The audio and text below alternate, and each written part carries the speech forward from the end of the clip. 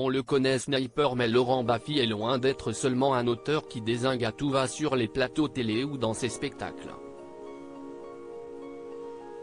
En promotion pour la sortie de son ouvrage, tout simplement intitulé Le Dictionnaire de Baffy, l'intégrale, l'humoriste dévoile un autre visage au cours de ses interviews et fait des confidences fortes et intimes, comme celle réalisée dans sa maison où il officie en tant que sociétaire des grosses têtes, RTL, dans Jour J.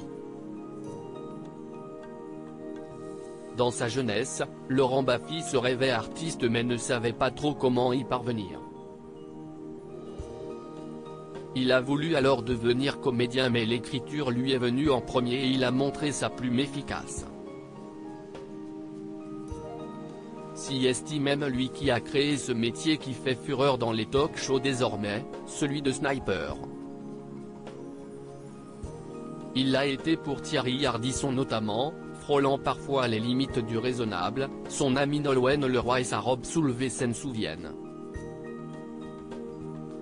Cependant, ses répliques ont plus souvent fait mouche que choqué le public, de quoi le rendre fier d'avoir pu faire un boulot avec ce qu'on lui reprochait quand il était gosse. Il m'est arrivé de penser que je faisais un AVC. Derrière cette aptitude à rebondir sur chaque phrase et à montrer un esprit très vif, se cache toutefois un homme très sensible.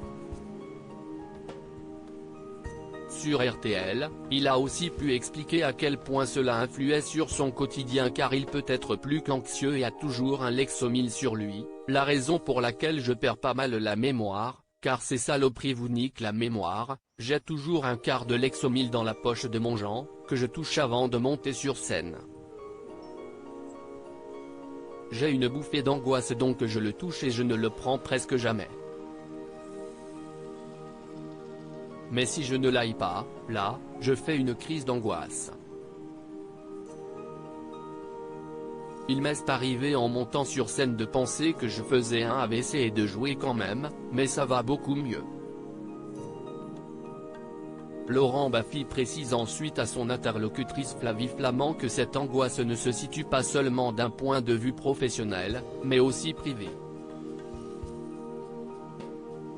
Celui qui a effectué une impressionnante transformation physique explique « Je suis quelqu'un de très angoissé avec des angoisses métaphysiques, depuis toujours ». Il finira le sujet sur une note teintée d'autodérision quand il admet parfois être très facilement ému « Je peux pleurer devant Top Chef moi ».